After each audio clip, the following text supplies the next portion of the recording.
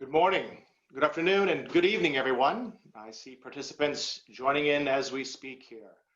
I just encourage you to please take your virtual seats. We will now begin the 2020 Champions 12.3 public event, Success or Crisis in 2030, the fight to have food loss and waste. It's my honor and pleasure to get things going by introducing to you all Dave Lewis, Chair of Champions 12.3 and Group Chief Executive of Tesco. Dave, the floor is yours. Craig, thank you very much, and welcome everyone. It's my pleasure to welcome you to the fourth annual 12.3 event. Obviously, in these unprecedented times, we're doing it remotely, but that takes nothing away from the size of the opportunity we have to make a massive contribution to delivering on the 12.3 goal of halving food loss and waste. If we move on one slide, it would allow me to remind you why this is such an important thing.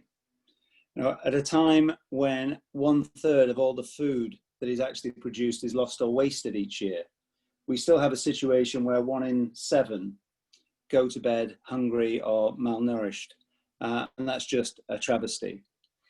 On an environmental level, the amount of food that's lost or wasted emits 8% of all greenhouse gas emissions, which makes it the 3rd largest greenhouse gas emitter after China and the USA.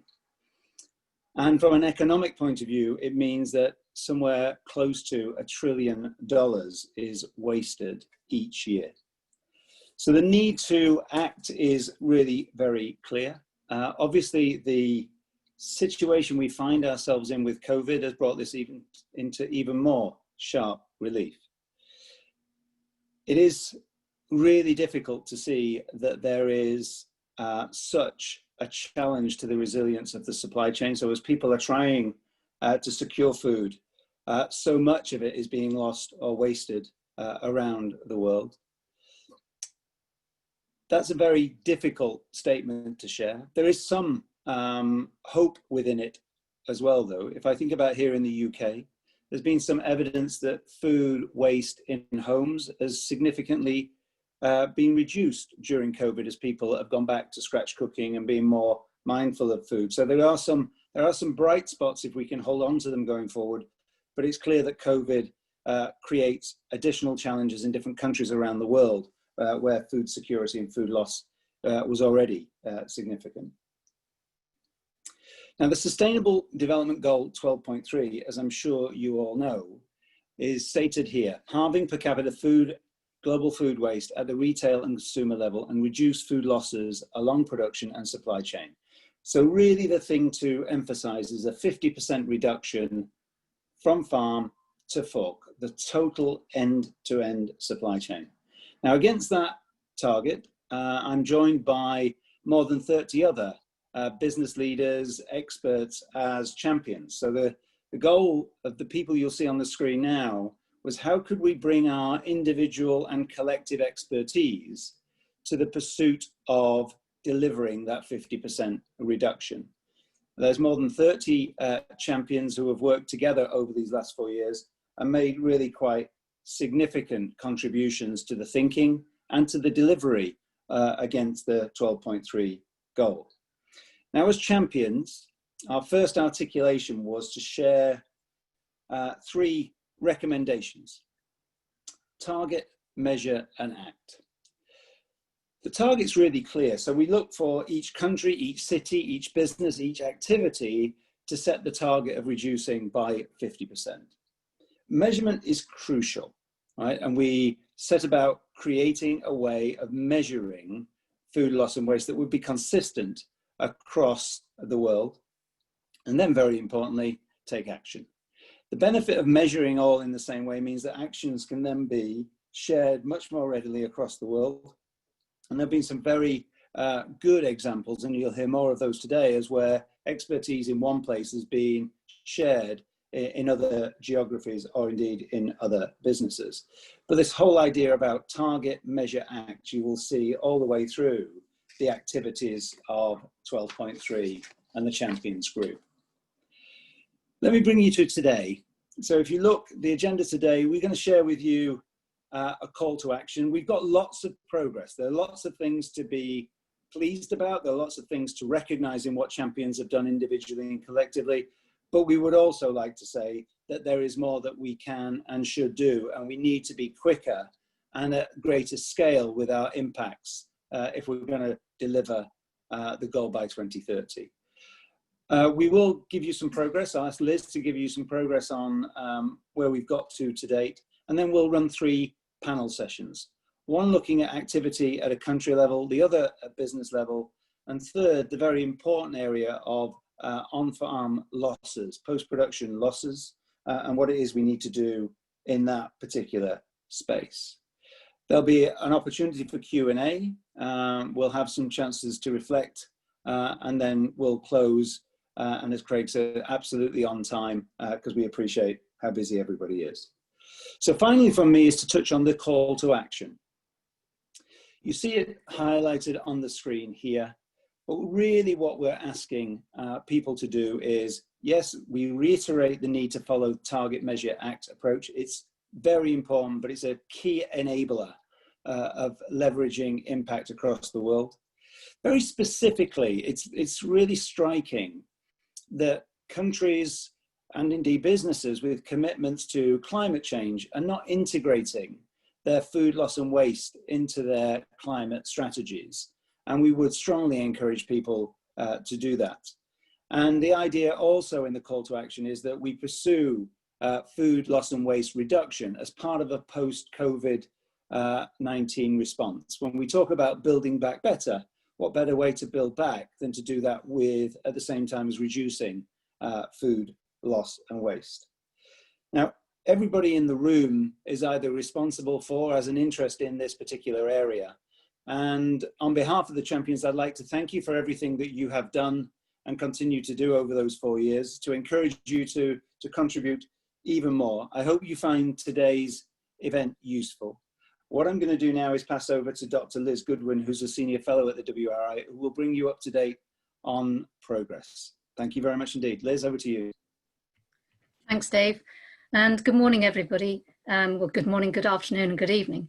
In the next 10 minutes, I want to brief you on some key points from our annual report on the overall global progress that's being made towards SDG 12.3, and then outline my perspective on some of the key challenges for the next 10 years, as well as some of the opportunities that are coming up in 2021. And as Dave says, the panel sessions that follow my presentation will then explore some of those issues in more detail. So firstly, the progress report. It was published this morning and you'll be able to find a copy on the Champions 12.3 website. Just to pick out a few key points. As Dave said, we know that around a third of all food is lost or wasted between farm and the fork, which results in significant negative impacts on food security, economic well-being, and the environment. SDG 12.3 calls for a halving of global food waste at the retail and consumer level and reducing food losses, including post-harvest losses and along the supply chains, by 2030. Sadly, COVID-19 pandemic has exacerbated the food loss and waste challenge at every stage of the food value chain. There have been examples of food being thrown away or not harvested because the markets collapsed. I'm sure that all of you have seen some shocking examples from around the world. We've seen shortages of some foods in the shops, albeit generally for a relatively short period of time as the retailers worked hard to keep the supply moving. But there have also been some positive signs. As Dave said, the pandemic triggered some interesting changes in behaviour by consumers. In the UK, for example, household food waste levels fell by an estimated 34% during the lockdown period, as people started to value their food more. They shopped less frequently, so needed to plan, and they couldn't always buy everything they wanted. Sadly, the easing of lockdown has seen a drift back up in the levels of household food waste, but the experience shows us that valuing food does have a beneficial impact on citizens and their behaviours.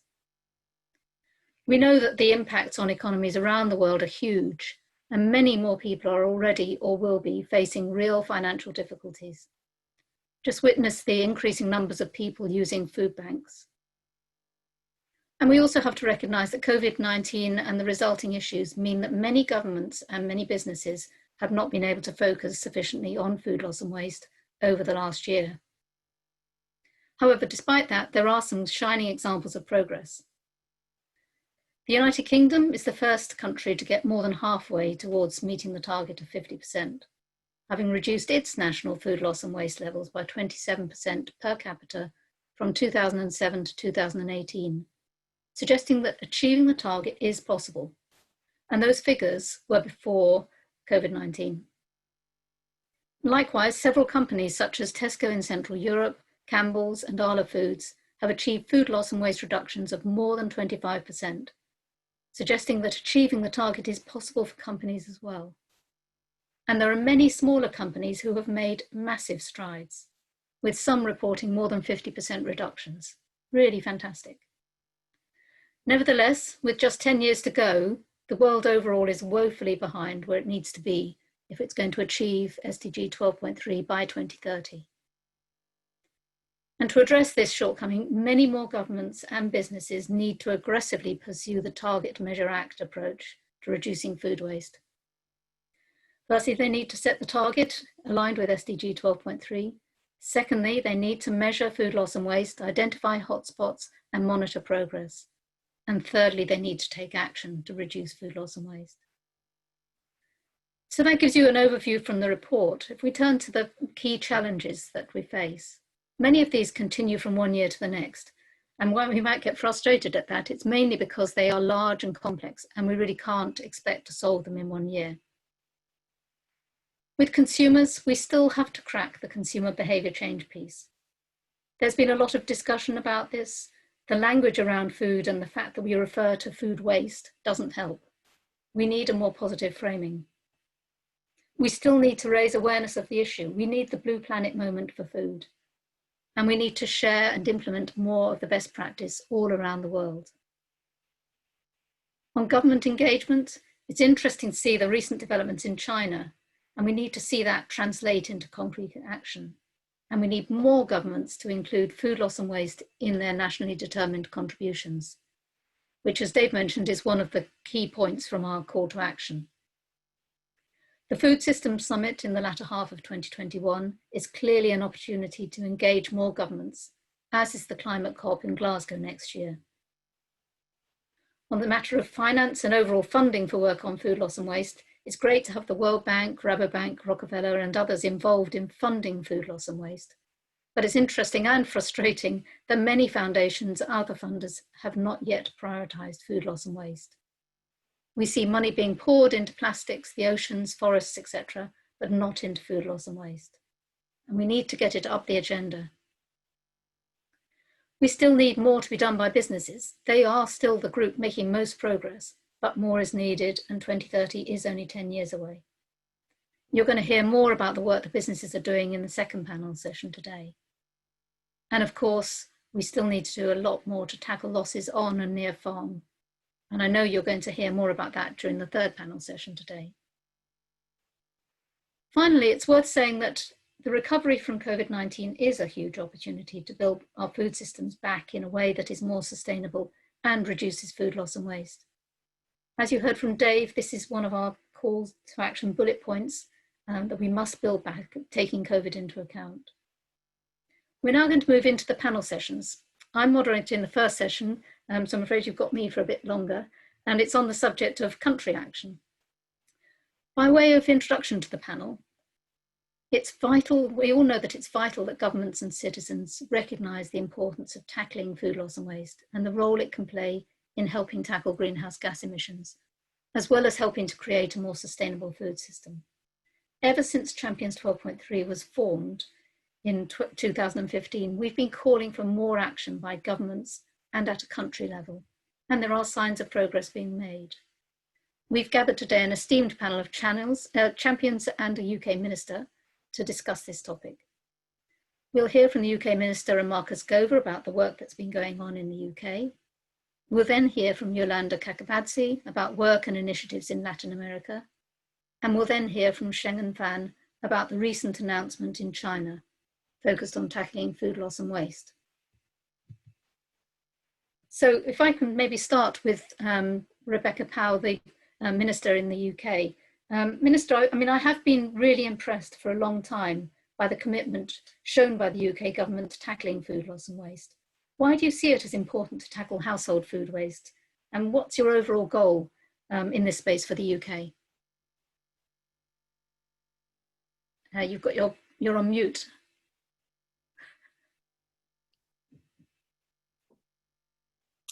Hi, sorry Liz. Thank you so much for your introduction, Liz, and I'm very pleased to be taking part today, I must say, on what is a really important subject. And you know, why are we so involved in the UK? Why do we think this is such an important issue? Well, quite clearly, no one wants to see food going to waste for a whole range of reasons, but not least that it harms the environment. It's bad for business, and it is actually morally indefensible.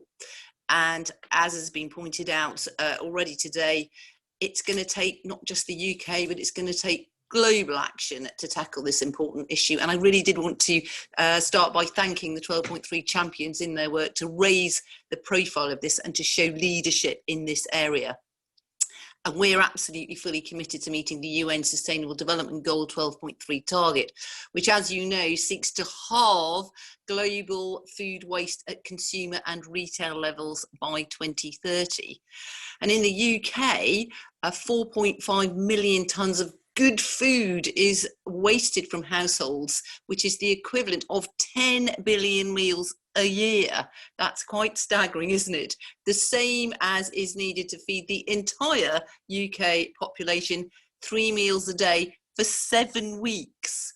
And on a per person basis, which is actually how the SDG 12.3 target is expressed, UK food waste, and that's post farm gate, fell by over 27% between 2007 and 2018, which does mean, as you've referred to, Liz, that the UK is just over halfway to achieving the SDG 12.3 target, which is, you know, clearly we've made great progress.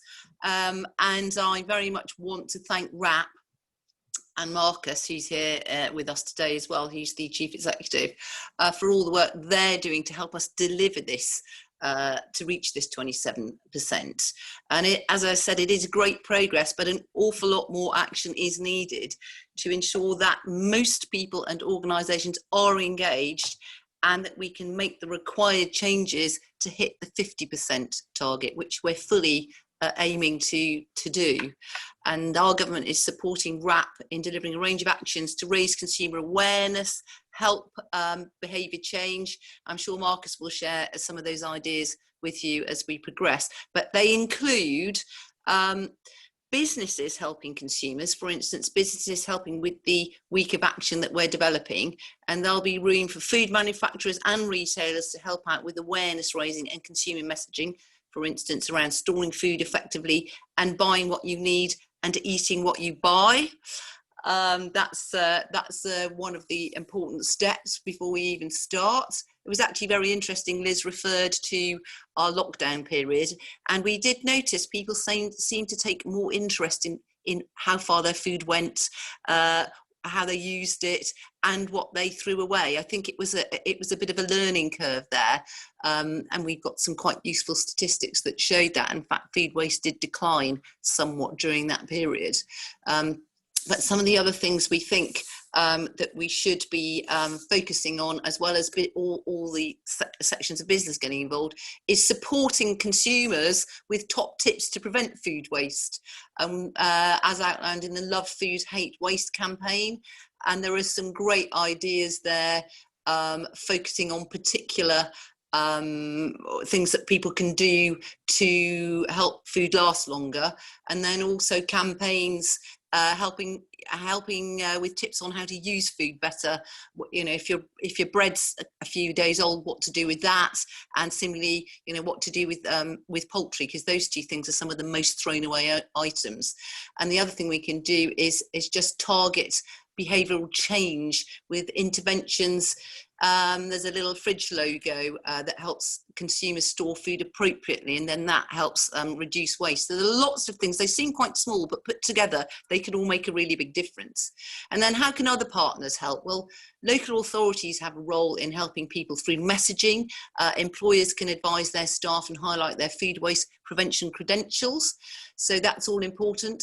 And then we want to back all of this work up with research. That's very important for consumer campaigns, and understanding of consumer behaviour and how to approach them to change their mindset is absolutely crucial. For instance, the campaign work we're trying to take forward with WRAP focuses on the younger age group, and the campaign is tailored to resonate particularly with that specific group. I've got young children myself, and I know that they don't necessarily think the same way as I do about what they do with their food, even though I try to educate them. So understanding behaviour is very important. And finally, we're planning on introducing separate food waste collections.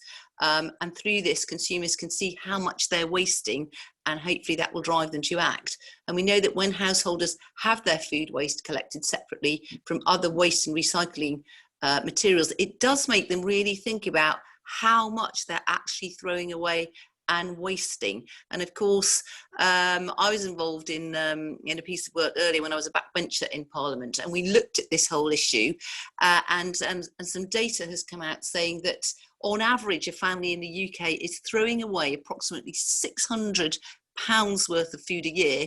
Well, for some families that money is absolutely vital, so there's also a money element to all of this, which I think is very important to highlight. So we need to share our experience, our knowledge and solutions around this pretty knotty problem. We need to learn from each other and from others in the international community, and share best practice. So if we learn from experience from other countries, not only in how to engage households, but how to engage businesses, and then we need support from across the whole chain, the food supply chain, from farm to fork, and then on, then hopefully we will hit the targets that we really need to hit. It's very much about a holistic approach to tackling this issue, but particularly a holistic approach that we can focus on householders and get them to reduce their waste. Thank you. That's great. No, I mean, I completely agree with what you said. I mean, Marcus, the other side of the angle, you know, you have achieved some fantastic results in the UK. How did you achieve that? What learning do you think there is for other countries? Because, you know, I know there is lots of progress going in Netherlands and Denmark, but lots of countries where there's potential to learn. Thank you, Liz, and thank you, Minister. As you're saying, we've had tremendous success in the UK, and in fact, we've reduced food waste by 1.7 million tonnes per year as a result of all the work that everyone has done. And that would fill our Royal Albert Hall, where the proms are held every year, 34 times. You just get a sense of how much has been saved. And there's a huge climate impact as well. It's actually the same as 2.4 million cars coming off the road in the UK each year. That's what's saved. And that's the same number of cars that were put onto the road in 2019. So when you think about the food waste savings have been the same as all of the cars coming onto the road in a year, you really see how important it is and why it needs to be part of all government's climate change policies. But how did we do it, you're really asking? And it was by working together. Collaboration is the real key here. We brought businesses, governments, citizens together to change the whole system. And government policy is central to that. So I must thank the Minister for all the work that the governments have done and the part that they've played. That's crucial. Without that, we'll never get there. But then businesses and citizens playing their part too. For businesses, the Courtauld commitment has been tackling food waste since 2007. And it brings together businesses in the UK, which together put on the UK tables over 90% of our food. So if they change, the whole system changes. And that's the crux of it. Getting all of the businesses together to make change. At the heart of what they do, though, is target, measure, act, as Dave was saying. They've adopted the 12.3 target. They're measuring their food waste. They're measuring it in the same way. We worked together with the UK Institute for Grocery Distribution to come up with a common way of measurement. That was essential. And now that more and more are reporting, and we're advocating public reporting. We have 45 businesses this year publicly reporting on their food waste. Together, they're saving 180,000 tons of food waste, saving themselves $300 million as well. And we're announcing today that I think 213 businesses have signed up to our UK food waste roadmap, which is all part of businesses taking action, working together. But we need more of these public-private partnerships that bring businesses and governments together to collaborate around the world. And we are seeing more around the world, but more are needed still. For the household food waste, which actually is most of the food waste, in the UK, 70% of our food waste is in the home. And increasingly, we're seeing that around the world too, that more and more food waste is actually in the home, no matter where in the world you are. But the things we've done in the UK to make a difference have technical changes to packaging, changing the pack sizes. Labelling's been really important, making labelling clearer and simpler. So we just have 2 labels in the UK now, used by, which means it's a food safety issue, and best before, which means perfectly good afterwards. And that's helping making it easier for people to know what to do. The separate food waste collections that the Minister mentioned are also really important. And as we see more of those, that's going to continue to make a difference. The other thing, though, is the Love Food Hate Waste campaign that we've been running, again, since 2007. And that's sort of helping people to save food waste. It's giving them practical tips, as we were just hearing, and so on. That's all critical. We'll be doing more of that. Household food waste is down 30% in the UK. That's saving $6 billion a year, which is huge. It's going to be a big issue for the world, though, so we need more businesses to follow that.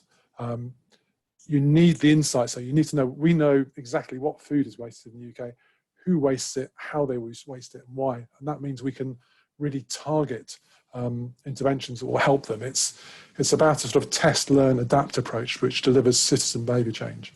Yeah. We're looking for more of that. So more countries sort of adopting policy, adopting businesses working together, and adopting initiatives to help citizens to change. Yeah, it's all about collaboration. But can I bring in Yolanda? I mean, Yolanda, you're in a different part of the world and you've got different issues. You're based in Ecuador, and I know you've been working with a number of governments in Latin America. What sorts of things are happening in Latin America, do you think, that you've shared? From Latin America, individually, I am so envious of the UK and how much you have achieved. And I'm learning a lot on what you're doing. But I find that the agenda, the food loss and waste agenda, is gaining momentum. Not everywhere, not in every country, and not all the countries have included food loss and waste in their NDCs. But the interest is growing. There is more public awareness and more dispersed actions in several countries. I would say Colombia is ahead of all of us. I find that instead of talking and bringing the discussion of food loss and waste from government, private sector, civil society, academia, that is more useful in Latin America to talk about production and consumption, producers and consumers, because in a very beginning of the discussion, everybody feels is a consumer. And from that standpoint, they are ready to take actions immediately and join all sectors without separating in groupings, and recognizing that each one of those sectors has a role to play, that all of us as citizens have something to do in there. What has been interesting is that COVID has become an opportunity. It has brought to the front line the importance of nature, the importance of climate change, the importance of health, and of course, food loss and waste is all across those 3 enormous agendas. I would like to refer to one specific challenge that is being led, or a specific program led by the Inter-American Development Bank, a fantastic initiative called Sin Desperdicio, no waste. It has created a regional platform, but bringing in partners. And amongst those partners is WRI and WWF. And all of them promoting at the national level the need to accelerate policies, public policy, identifying where they don't exist, defining targets and baselines, and what are the technical needs and where is more assistance needed, not only in national governments, but also in local governments that very often, as we know, move faster and can reach their goals in a faster way. Now, I'll just end by commenting on an interesting program that has been led by WWF with the support of the US and Ecuador in the Galapagos. And I bring this example because it was quite interesting for all of us to see that vessels in the tourism sector in such an attractive tourist place, vessels were found to produce way more waste than any other operation. And that crews in the vessels generate more waste than guests. But being that a space where you cannot run away from a large ship or boat, it is a perfect place to bring public awareness to the guests. So Great. that example is being used in many other places. Excellent. Thank you.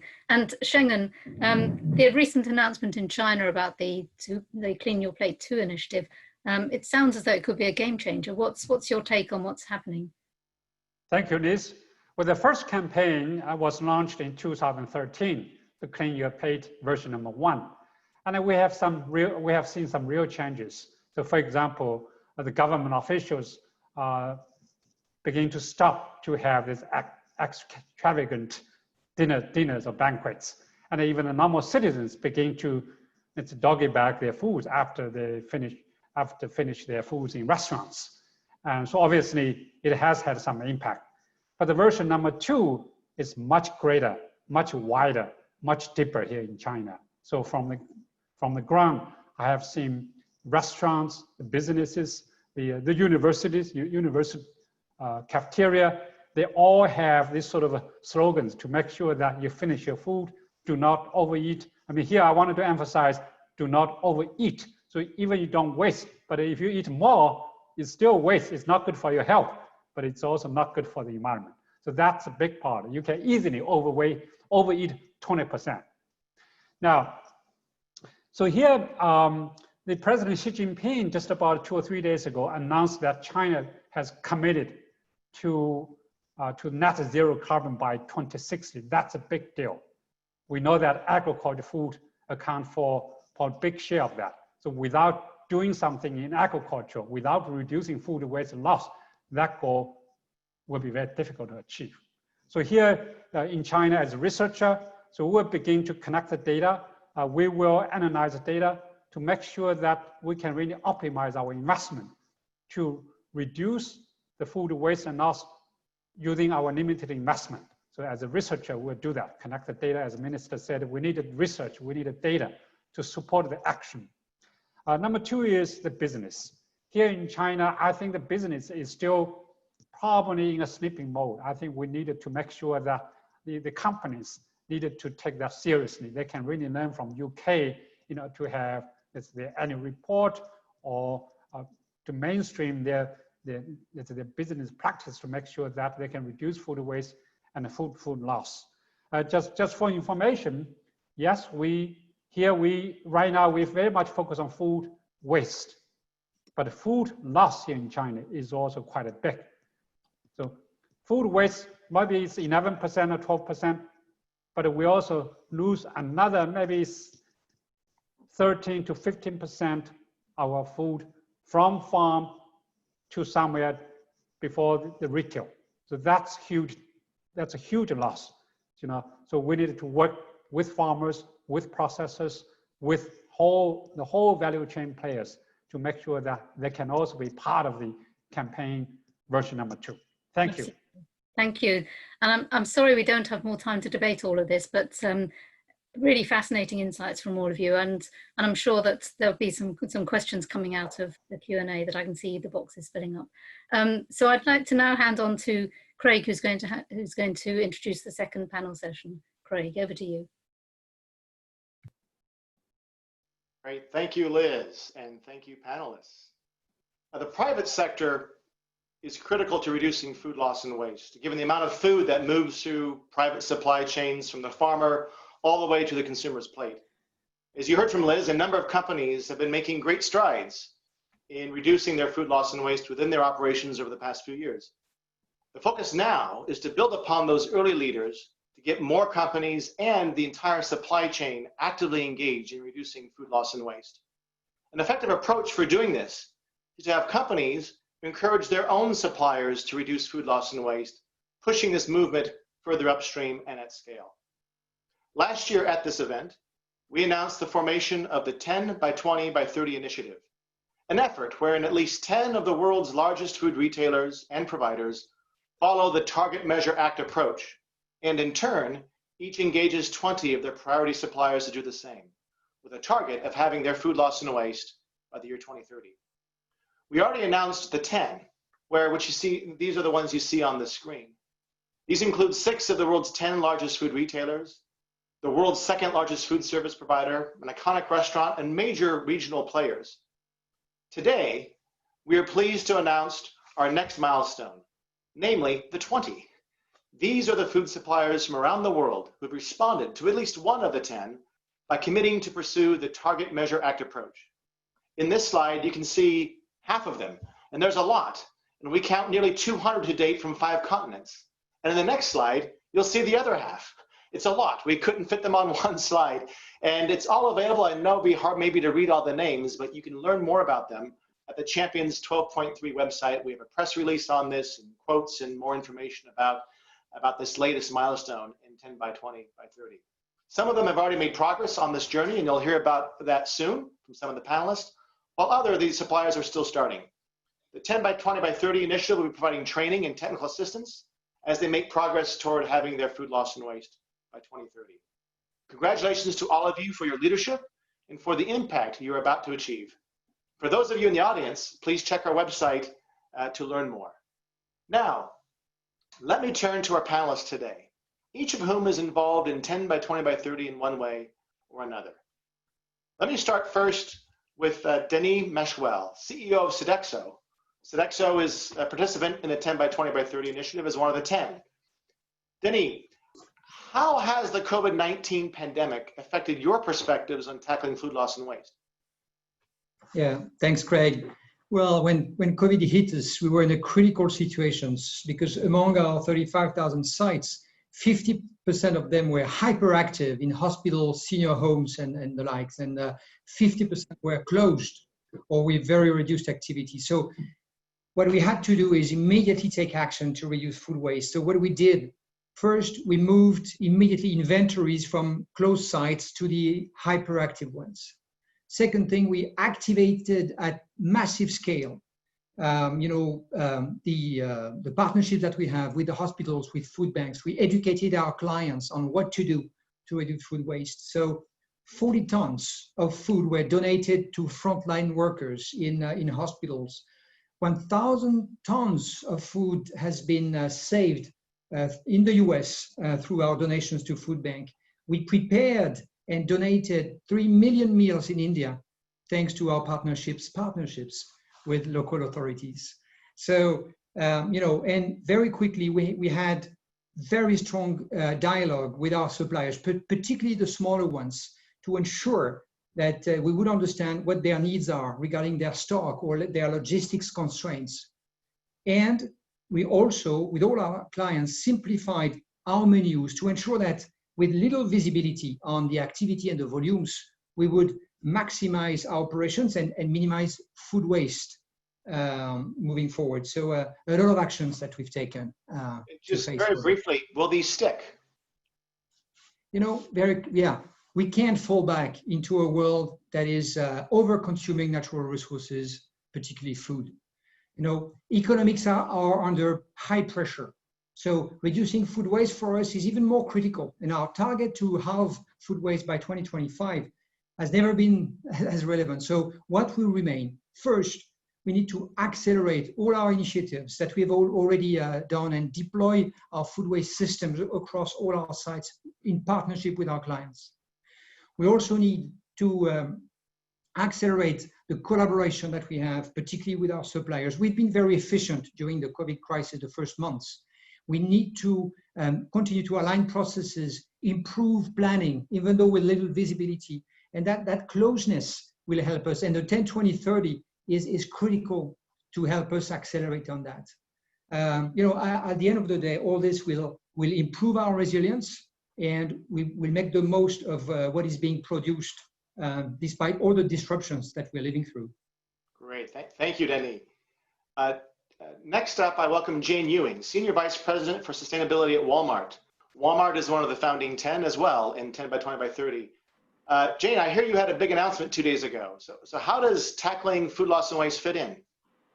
Thank you, Craig. Hello, everyone. We were super excited to have two big announcements earlier this week. We're targeting 0 emissions in our own operations by 2040. And then together with the Walmart Foundation, we're focusing more broadly on an effort to protect, manage, or restore at least 50 million acres of land and 1 million square miles of ocean by 2030 to help combat the cascading loss of nature threatening the planet. And as we heard this morning, and we know, over 1/3 of all food produced in the world is lost or wasted from farm to fork. This not only means a missed opportunity for the economy and for food security, but really impacts our natural resources. So, agriculture, as we know, is responsible for such a huge amount of deforestation, habitat loss, greenhouse gas emissions, and water use. And when food is wasted, so are the natural resources and wildlife sacrificed into our food system. And Craig, as I think you know, we have a goal already to get to 0 waste in our own operations by 2035. We're on track to do that. But most of the food waste, as you know, is upstream and downstream. So that's why we engage with our suppliers, with our customers, with NGOs, and also with our own foundation. And that's why we're excited by and committed to 10 by 20 by 30. Great. And thank you for highlighting the importance of engaging your suppliers. I'm going to come back to that, in fact, to you on that later on. Christine, I'd like to welcome to the virtual stage Christine Heffernan, who's the Group Communications Director of Tesco. Tesco, as well as a founding member of 10 by 20 by 30. Christine, Tesco has been engaging suppliers in Target and Measure Act for several years now. What progress have you made to date, or have they made to date? Well, hi, Craig, and hi, everyone. As you say, Target, Measure and Act has been key to Tesco's work tackling food waste, both within our own operations, but also working in partnership with our suppliers. And critical to that, we believe, is public reporting. It makes it easier to identify where we need to work together with our suppliers. It also means that we can be held to account for the commitments that we make, and as we know, is the only way that we will be able to track whether we're actually on track to meet our goal of halving food waste. So at Tesco, we have now been publishing food waste data for our UK business for the last 8 years. And we now also report food waste data in every one of our international markets. And in relation to progress, today, we're confirming that we now are working with 71 suppliers who are adopting Target, Measure and Act and publicly reporting their data. And this includes 28 of our largest UK own brand suppliers who collectively are responsible for over half of our fresh food sales, and the majority of those suppliers are actually publishing for the 3rd year in a row. It also includes 11 of the world's largest brands, including General Mills, Mars and Kellogg's, and they're reporting for the 2nd year.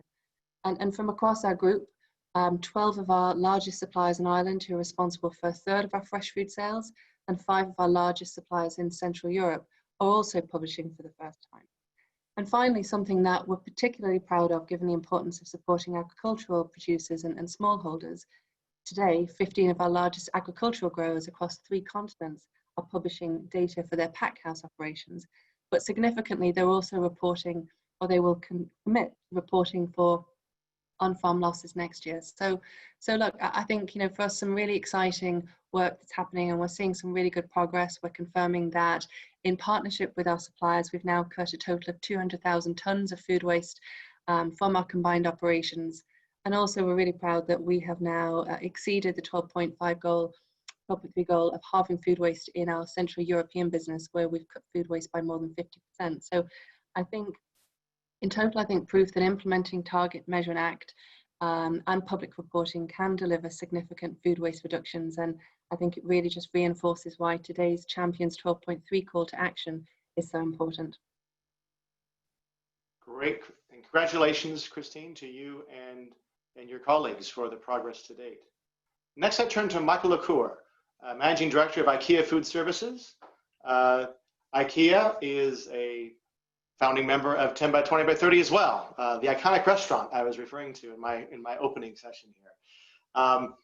Michael, I'm curious to hear about what you're seeing in terms of innovative approaches to reducing food loss and waste, either within your own restaurants or within the suppliers that you're now starting to engage.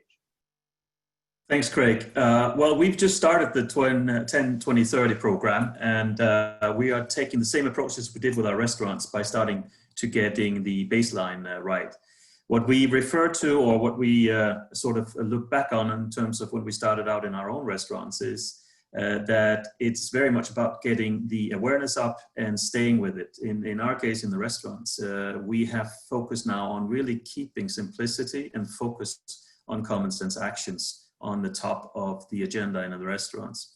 Now, when it comes to the suppliers, in the first workshops, most suppliers have said that they work with food waste, but once you start going deeper into it, we found out that the Target Measure Act actually will help us going forward, and they are very encouraged and positive about the steps that they can take, and we're quite ambitious on their behalf as well. Now, then we talk about innovation. I think sometimes innovation is also just entrepreneurship, and it's not that difficult at times. Simplicity can make a major difference. I want to highlight just one of the examples we already detected now from our 10-20-30 program. One of our top sellers in the restaurants or outside, also we have a small food markets, is actually almond cakes, frozen. And as many cakes, they're round. Now, we have a lot of experience from doing furniture, and that's usually always done, as you most will know on this call, in square boxes. So just applying that, we've actually on this top seller reduced the amount of waste by 18%, because those edges that were cut off the cake weren't used. So it doesn't need to be too complicated, but when you put it all together, it can make an incredible difference. Now, whether all our cakes will be square and our meatballs will be square in the future, I don't know. But we'll have to look into these kind of attempts. Now, common sense and entrepreneurship actions can take us far, but I do think as well that innovative technology will take us even further and also be part of the solution. And we have now taken a decision to implement AI in all of our restaurants to measure the production waste. This is in order to increase both efficiency, man hours, and also to test and see how we can, with this sort of innovation and technology, further our own ambitions. We have this AI technology now in the restaurants in the UK, and we will implement that to become a global solution. So the mantra for our success and the learnings we've taken is to stay with excellence in operation, keeping the people involved, engaged, keep teaching them about the purposes that we've talked about already on this call. And then, of course, innovation, because food is certainly precious. Great, great. So square cakes, now if we know that next time we see square Swedish meatballs, we know you're behind it, right? There you go. All right. I want to conclude the session with Wei-Chan Chan, who's the Managing Director of the Consumer Goods Forum. Wei-Chan, recently the CGF launched a new coalition on food loss and waste. Could you share with us? Yeah, certainly. Hi, Craig, and hi, everyone. And thank you very much for attending, and thank you very much for showing all of you your passion behind this very important topic. Just maybe a quick 10 seconds on what the Consumer Goods Forum is. Otherwise, I suspect that many of our listeners may not be fully aware. So the Consumer Goods Forum, in a very quick description, is essentially an industry platform where we join together retailers and manufacturers and also service providers. So retailers would be people that you see also on this panel. So Tesco is a member, and also so is Walmart, for example. And then we also join together manufacturers. The manufacturers is our word for brands. So brands such as Nestle, brands such as Grupo Bimbo in Latin America, for example. So we join together retailers and manufacturers. We also have food service companies like Sodexo, who's also a member as well. So we join together these companies to get the CEOs to work together on very important issues. And so we've chosen several very important issues, and there are 8 in total. Food waste is one of them, and we form coalitions. So coalitions are essentially groups of manufacturers and retailers who work together for a common cause. So yesterday, in fact, we launched the Forest Positive Coalition, and that essentially is a coalition that's focused around trying to improve our deforestation in the world. So we launched that yesterday, and earlier on in the year we launched the Food Waste Coalition. And the task is very, very simple to reduce food waste. So essentially what we do is we bring together the manufacturers and the retailers. We use the systems and processes that were described earlier on. So we're very much into target, measure, act. We're very much into 10, 20, 30. And we're essentially adopting those methodologies to within our membership to reduce food waste. And I think maybe, so there's obviously clearly some overlap and synergy between what we are doing and what the rest of the champions are doing. So that's which is fine. I guess also importantly, we are trying to move further up the chain. So if you think about the 10, 20, 30, normally you think of the 10 as being the retailer, and then the 20 being supplier, and then the 30 being period, right? But what we're trying to do is also adopt 10, 20, 30, but for a supplier. So even a supplier would have its own suppliers. So if you get a supplier to then ask its suppliers, which will be the 20, to actually go through this process as well, you're increasing the number. So it's kind of like a viral effect that we're trying to achieve here. So we hope to get more and more members going forward, and we hope to be able to contribute to this very important task. And we look forward to working with many of you that are on this panel, and also hopefully on the webinar itself. Great, thank you, Wei Chan. You're going to get a chance to hear from them again when we do the Q&A after the third panel. Folks in the audience, if you have questions, please send them into the Q&A or in the chat, and we'll start gathering questions. Do a virtual round of applause for our panelists here. And now it's my distinct honor and pleasure to turn to Ambassador Hans Huggeveen, who will be leading the third session today, focused on farmer action. Hans, the floor is yours. Thank you very much, Craig. And it's exciting, of course, to be here in this virtual event again of our, I would say, Alliance, the Champions 12.3. And everything about food starts with the farmers. And therefore, it's great that we have now a session focusing on farmer action. And especially when we speak about farmer action, it's about food loss. And food loss, luckily, is getting a high priority now on the political agenda, both for developing and developed worlds. And it's rightfully so, because if you take our commitments to achieve the SDGs, establishing and achieving a world without hunger, we cannot afford to lose 1/3 of our produced food every year. And it starts, especially in developing countries and especially in Africa, with food losses. If you look to Africa, 75% of the produced food is lost before, during, or directly after harvesting. So we have, I would say, a bad start of our food system. And it's clear that we have to change our unsustainable food system to sustainable food systems. But that means that we have to take one crucial step. We have to invest in farmers.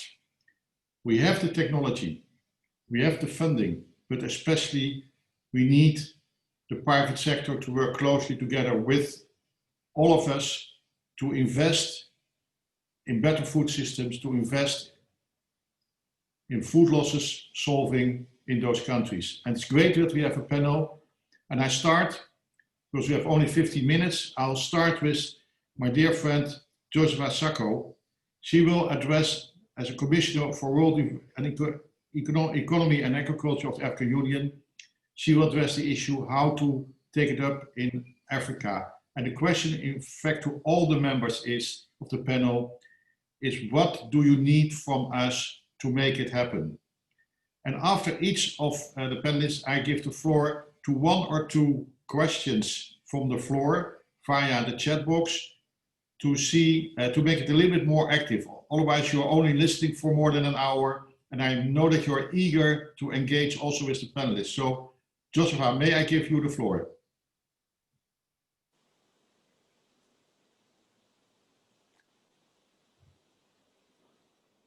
Thank you very much, my dear friend Ambassador Hans, and good afternoon, everybody from Addis. Good morning and good evening, wherever you are. Thank you very much for inviting me to share with you what do we need to do in order to really avoid the post-harvest loss in Africa. Like I will say, today's situation with the pandemic of COVID and the lockdown is impacting the movement of food products from the food product from the product to production area to the markets.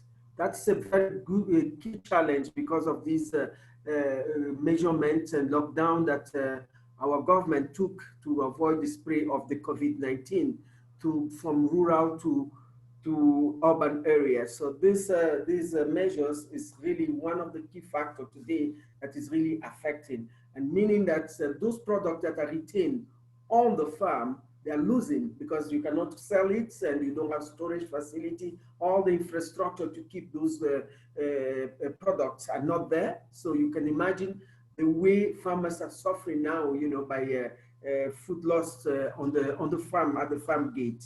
The pandemic is also prompting food insecurity, fear in the continent, owing to the economic slowdown caused by a restriction of movement imposed by our government. The third point that I would like to share with you is policymakers are deeply concerned. Our policymakers are deeply concerned about the challenges of COVID-19. Not only in agriculture, we are concerned in the health, food and nutrition security, and the broad socio-economic condition in Africa. So we are doing a lot to really make sure that we should not stay in a situation whereby we are losing most of our production. Most of our countries in Africa, as you know, we depend on imports. And with these measures still closing the borders, we cannot import. So we are having problem of some countries that have food deficits to import their food. For us, it's something that will give us, this pandemic, will give us more, better planning, you know, in terms of our food system in Africa. Because we know that we cannot continue depending on the imports of our food on the continent. We spend about $49 billion every year in food imports, whereas we need to invest in our food system and create our own food sovereignty and have our own food reserve in the continent when we are facing all these crises, So the other point that is really of a major concern as a result of all this, farmers continue to face difficulties in accessing markets because they cannot move to go and sell their product. And then the second one, to ensure farm labors, because you know all this pandemic is bringing all this type of disruption on the food system on the continent, which may be difficult in a high level of food loss and waste and trigger food price panic, because we know that in some capitals, some cities of the continent, the price of food is very, very expensive. And with all this, ecosystem of the pandemic, that farmers are really suffering. They don't have access to market and they don't have labels as well to come and harvest their product. That is, to give you just a broad scenario of what we are facing on the continent. So what are we doing at the African Union Commission? Looking at all these scenarios, in order to reduce the negative impact of COVID-19, African Union Commission and FAO organized a virtual meeting of ministers of agriculture on the 16th of April 2020 that allowed the ministers to share experience, what one country is doing from another, and identify action to be taken. And these actions were articulated in the political declaration. We have our political declaration, and inside the political declaration, the issue of food post-harvest loss was highly highlighted as one of the priority to reduce and make sure that we should not continue to have food insecurity on the continent. On the other hand, this, we are already working on the decisions of, can I still go? My time is over. Yeah, no, I'm saying that, during that meeting, the ministerial meeting, we set up a task force, and this task force is composed of African Union, the EU, the European Union Commission, FAO, IFAD, the African Development Bank, WFP, and the AUDA, NEPAD, and the World Bank. So this is the composition, and we are working, and we have identified 4 work streams that we are working on with all the partners. So the issue of the food post-harvest loss and is really in a high attention in the agenda of this task force. I thank you. Excellent. Thank you so much, Josepha. And 2 brief questions for you, but hopefully with a pitch answer. 2 questions were, what can companies do more to support your farmers? And the second question is, what can be done to increase the availability of cooling and storage technology, which is, of course, if I see my own eyes, a problem in your region? A very brief answer. Okay. I will say, Yes. we establish a continental baseline to monitor and report on the post-harvest loss. And this is a capture in our Malabo Declaration commitment to reduce 50% of the post-harvest loss by 2025. So we really need to monitor the farmers, and we really need to monitor the farmers and go. And we know that from our BR, we reported about it, and we are happy to come out that about 10 countries are on track, they are on track to reach this objective. These countries are Angola, Benin, Cote d'Ivoire, Mauritius, Nigeria, Rwanda, Sierra Leone, and Tanzania, and Togo, and Uganda. They are doing very well. So the examples of these countries, I think we should share it to other cities. The second one I want to finish is the implementation of our continental post-harvest loss management strategy. So I want the group, us and with our partner to support us in the implementation of this ambitious, continental post-harvest management strategy. It is very important for us. I thank you. Thank you so much, Joseph. We are eager to work with you. Sunny Vergezen, co-founder and group CEO of Olam International Limited. Sunny, what can we ask from you? What do you need from us to make your invest in food losses, especially in Africa and Asia, for the farmers? And I focus on the farmers. Thank you, Hans. Just a very brief introduction of the company itself, or putting in context what I'm going to be saying. Olam is a global food and agribusiness, and we deliver over 4 dozen agricultural raw materials and food ingredients to customers around the world, to the major household brands that you're all very familiar with. And I was intrigued by Michael's comments in the earlier panel about the square almond cakes. We grow, process, and deliver enough almonds in a year to make about 35 billion almond cupcakes. And I'm really inspired by the potential for savings in terms of food loss or waste in adopting what Michael just outlined in his thing.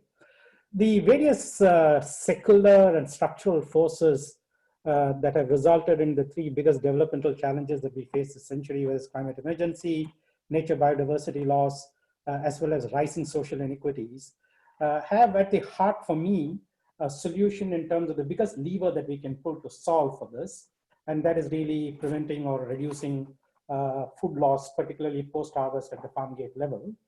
So if I'll take 2 very quick examples. One is the cocoa supply chains in Africa. So today, Ivory Coast is the world's largest cocoa producers. 3 countries in Africa produce about 75% of the world's cocoa. And there are, and if you look at the cocoa supply chain, the average income for a smallholder farming household in cocoa in Cote d'Ivoire is about $2,000.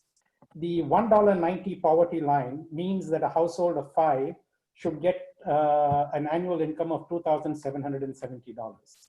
So almost everybody who's growing cocoa in Cote d'Ivoire, in Ghana, and in Nigeria are having incomes which are well below the poverty line.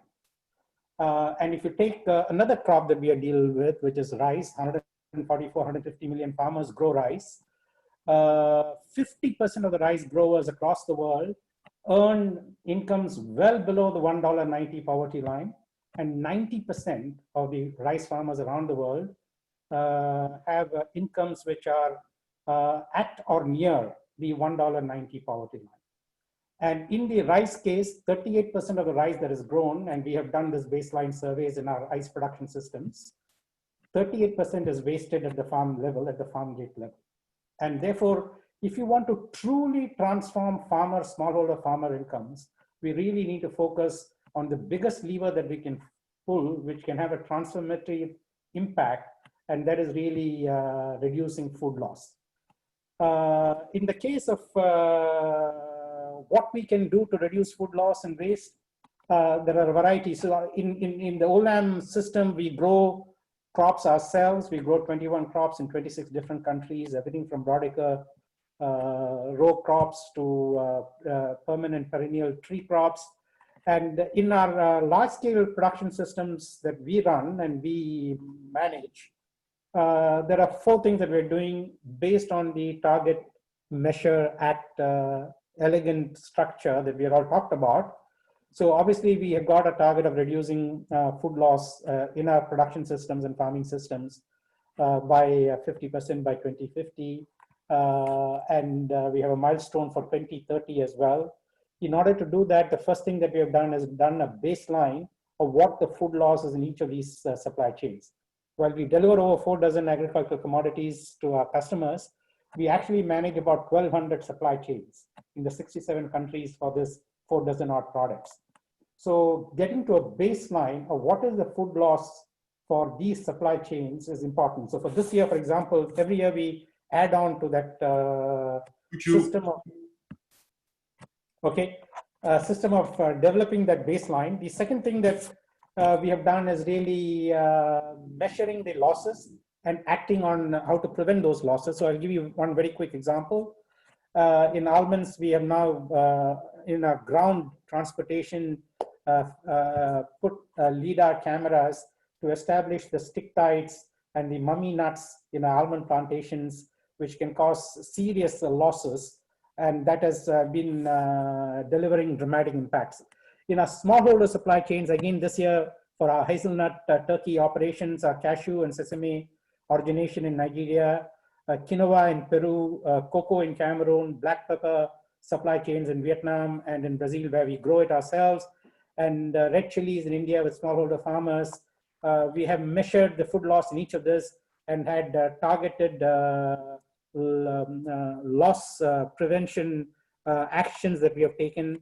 We have collaborated with the Wageningen University to develop the food loss and greenhouse gas emissions tool to help calculate and analyze interventions benefits at the smallholder farm level. And finally, this October in Nigeria, in the OLAM rice smallholder program, where we deal with over 40,000 farmers, we have measured the efficiency in mechanizing some of the collection after harvest, some of the collection operations on the farm, which has also reduced in about 20% reduction of food loss in that supply chain. Thank you so much, Sunny. And certainly we'll call upon you to see how we can help you in doubling your investments in the farmers in Africa. With that, I will go to my next panelist, and that is Lindiwe Sibanda. She's my fellow co-chair of the Alliance for Climate Smart Agriculture, and we of course all know how important climate smart agriculture is, dealing with the climate change issues.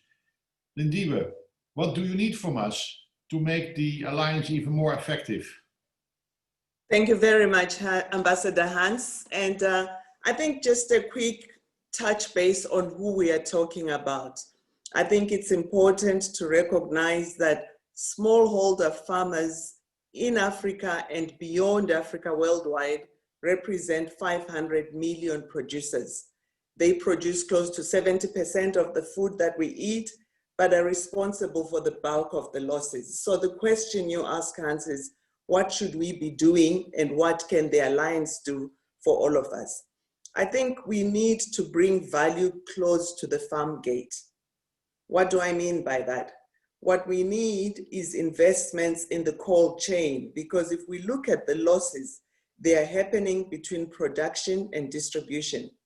So if we can improve value at the farm gate by investing not just in the cold chain, but also in sustainable cold chain and drying, the value of the produce will be preserved and the farmers will be able to get more value for their produce. And I'm so excited because one of the things that we have seen happening so well is in Nigeria, where a colleague of mine, a co-winner of the Yara Africa Prize, Nemeka, has invested in solar-powered cold rooms. These solar-powered cold rooms are rented out in the villages and farmers are able to bring a tray of tomatoes. And there is a farmer, Abiola, who used to get $60 for their tomatoes, but could only get $10 because of the spoilage. Now, because of the cold room that is available within reach, the value has been retained, and from $10, the value has gone up to $60 for a crate of tomatoes. So what should the world be doing? More private sector investment in these sustainable cold chain facilities that can be availed at village level. Now, why is it important for us to link to climate change? I think in our countries, as we look at developing our nationally determined contributions, we need to close the gap between food loss and waste and climate change by making sure we can document, target, measure, and act on these losses so that we reduce food loss and waste. So investment in sustainable cold chain, but also closing the gap between the food loss and waste and our nationally determined contributions for the climate change measurements. I think that's where the big investment is needed, both in terms of policy and private sector actors at the farm gate. I think that will be the big thing to do. Thank you. Thank you very much, Lindiwe, and especially for being so concrete, because I think the whole session today is about a call for action. We have had the call for words and policies, they are there, but now it's a call for action. And you answered one of the questions already from the audience, also about the availability of cooling and cold storage technology. You have shown an example how it can be done.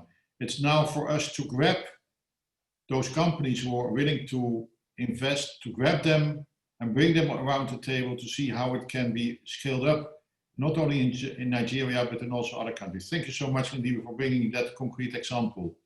Now I turn to probably a person who doesn't need any introduction because he speaks on behalf and for the farmers, and that is Theo de Jager. Theo, very much welcome. Your pitch. What about the farmers? What should we do more for them? Theo. Thank you so much, Hans.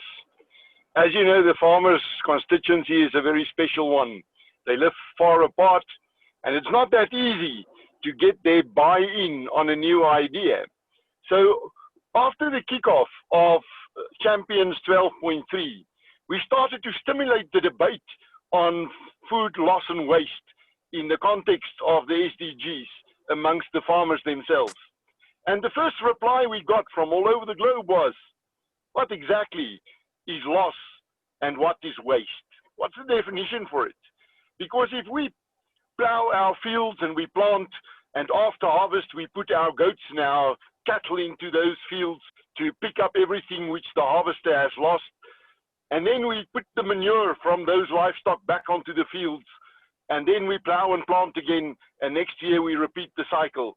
We might call it the circular economy, but the farmers just call it farming. Hence, they said, how can we do the same, but incorporating the food loss and waste from cities? And a very practical solution that came from the farmers, especially from Southern and Eastern Africa, was let's create a tool, a digital dustbin, in which we ask the restaurants and the retailers and everyone where there is a leakage in the system which causes food loss and waste, let them dump it on there. So if Unilever or if a restaurant group or a hotel group would say we are going to waste 5 tons of bread because the expiry date is closing in on us, a farmer in the vicinity can say, but I have a use for that, whether it is for animal feed or a biodigester or a compost manufacturing plant. And let's see how much we can catch up again in the circular economy. And we need partners for it. This is not something we can do as farmers alone. In a partnership between Vanderpan, where me and Lindiwe sit, the food and agriculture and natural resources analysis network, we along with the WFO and the Family Farmers Network in Southern Africa, have developed this tool now, and we hope to be finished in the next few weeks to roll it out as a pilot project.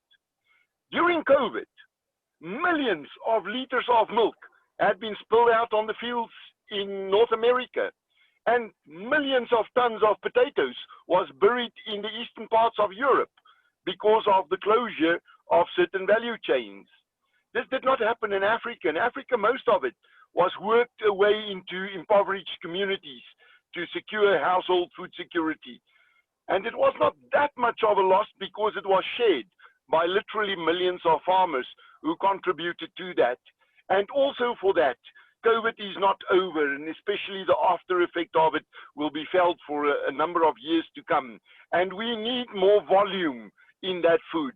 Farmers can reach into the deep forest corners of the rural areas and on every continent.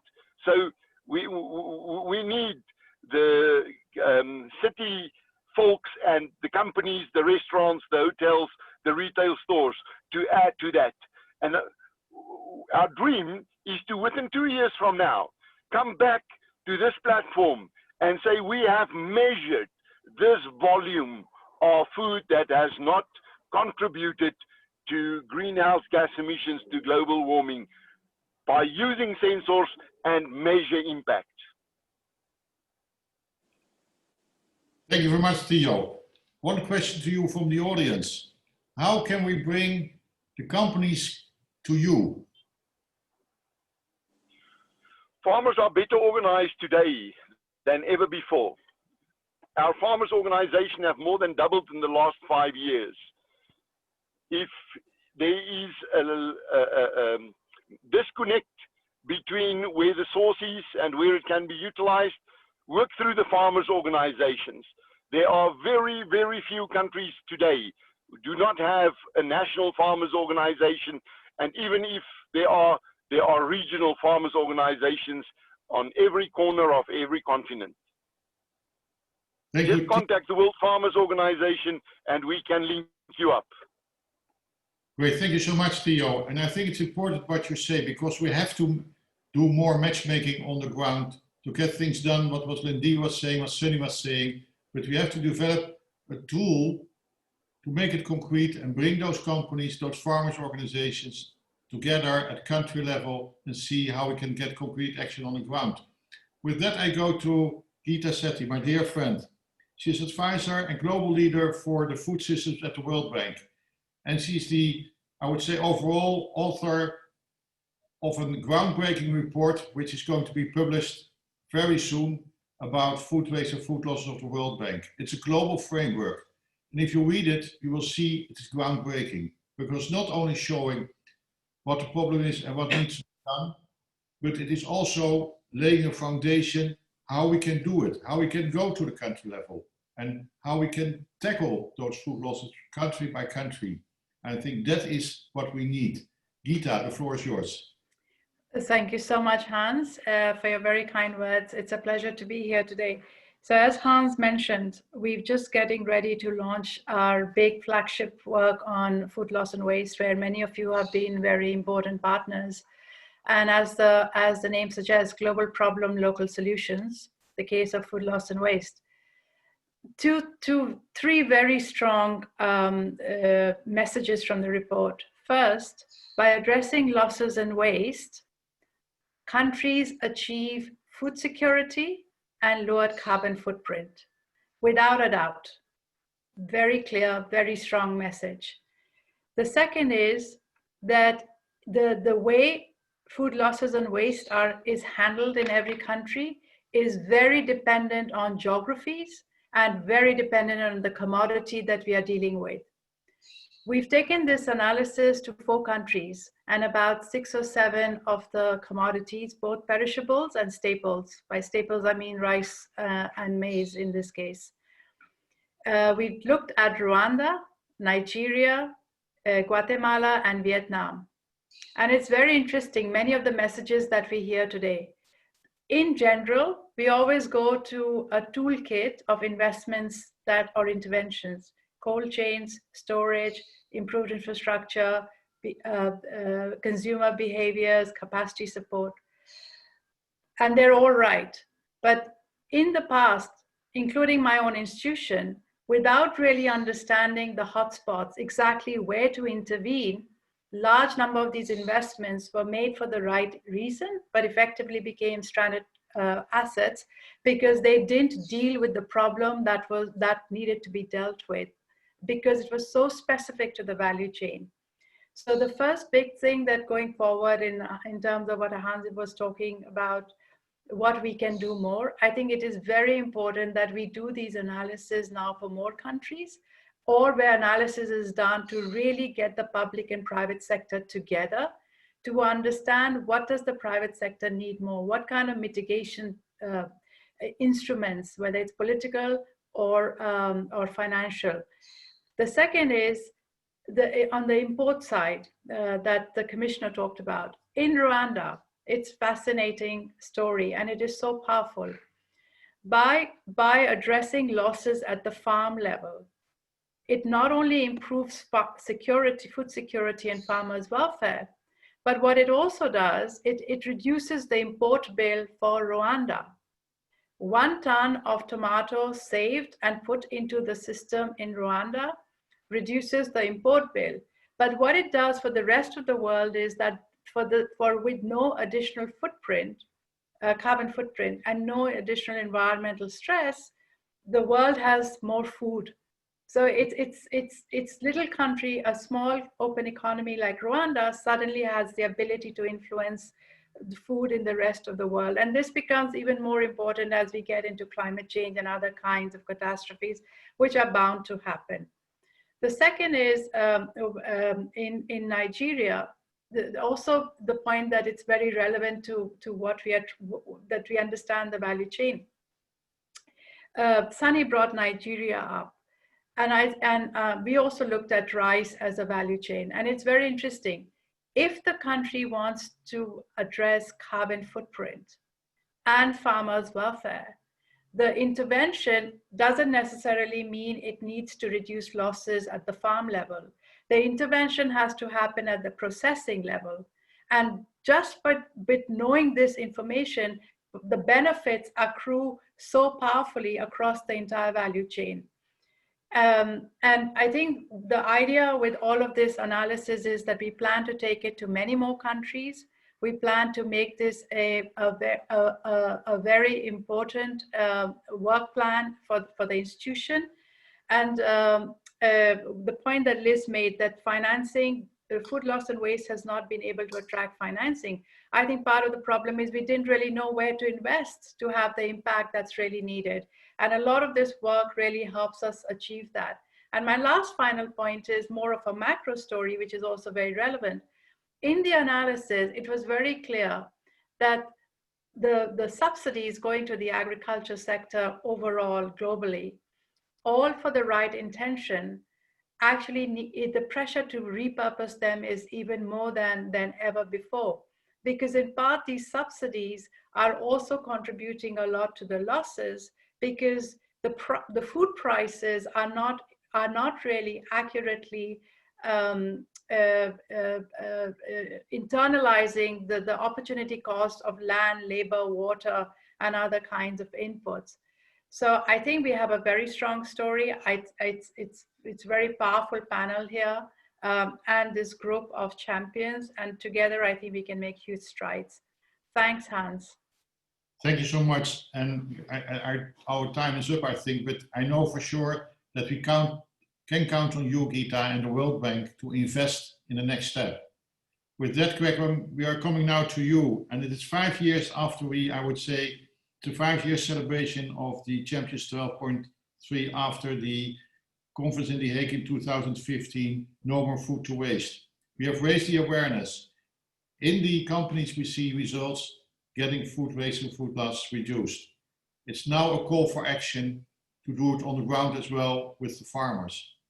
And I think what we really need to do now together is bring it to the ground via, I would say, a matchmaking mechanism to bring companies, to bring farmers and governments with the help of the international organizations together for concrete action on the ground.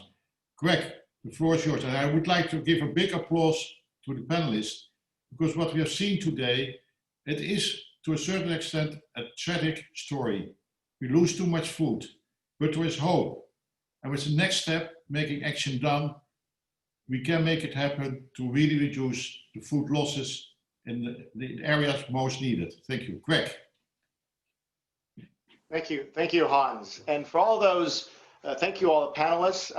We have a lot of questions coming in. The panelists had a very engaging discussion, so I'm very sorry to say we won't have time for live Q&A, but we've captured the questions. We are going to give responses to those questions. We know, because the names are given as who asked the questions, we know you and we can get back to you, but also we're thinking of creating a little blog that consolidates the questions, and we will actually post those answers. So keep your eyes open. We will send that out to all participants. They'll be on the Champions 12.3 website. A lot of great questions being asked. To close here, thank you very much, Hans. There's a couple of things I'd like to make. First of all, thank you, Hans, for your leadership here. One thing is that this is the end of an era. We've had, we want to say thank you. Dave Lewis was the founding chair of Champions 12.3. This is his last event as he moves on to be the head of WWF UK. And on behalf of all of us at Champions, I want to thank Dave Lewis for his phenomenal leadership here with Target Measure Act. So virtual applause for Dave Lewis for his great leadership here. And in recognition and thanks for your chairmanship, Deborah, I will be making a donation in your name to a nonprofit organization in South Africa and to another one in Ecuador dedicated to reducing food loss and waste in your name. So thank you very much for that. We have two co-chairs going forward for Champions 12.3, Ambassador Hans Hugeveen, who just spoke, and then finally Sunny Verghese, CEO of Olam. So the baton has been passed for the next phase of Champions 12.3. We hope to have just as much success and even greater going forward. So I want to thank both Hans and Sunny for taking us to that the next generation, the next phase of Champions 12.3. And I'll then turn to Sunny for just a closing few reflections on where we go from here. Sunny.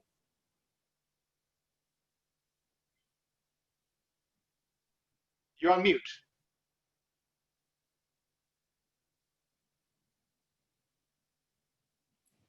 Sunny, yes. Sorry, I've never got this right. So thank you. I just want to add my sentiments to thanking Dave for his inspiring leadership and for the focused intent with which Champions 12.3 has celebrated its 5th anniversary and for the success it has achieved.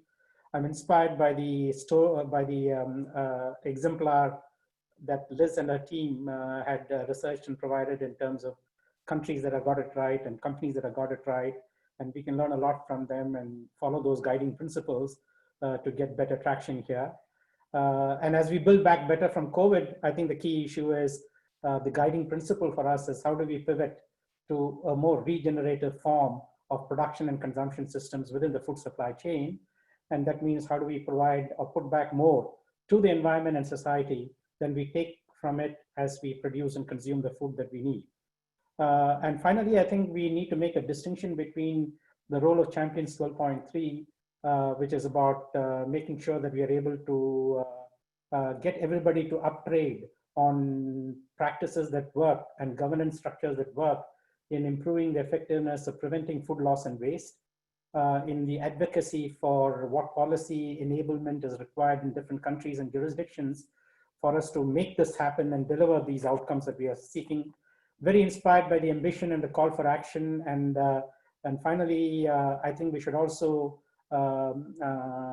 focus on getting transformative innovations and creativity from the private sector to really deliver game-changing and flagship projects that can dramatically reduce food loss and waste in the supply chain. Thank you all very much and look forward to working with all of you. And I want to particularly thank the Secretariat and WRI for pulling all this together. Thank you so much. Much appreciated. Great. Thank you. Thank you, Dave. Thank you, Craig. Thank you all very much indeed. Dave, any final word? No, just to say a massive thank you to you and everybody at WRI, Craig. It's been fantastic working with you. I wish you all good luck and a very successful next 10 years in terms of delivering 12.3. Thank you very much indeed. It's been a pleasure. With that, everyone, thank you for joining this session. We will now conclude. Thank you. You can find out more information about this event and everything that was announced today at champions12.3.org. Thank you and goodbye. Thank you. Goodbye.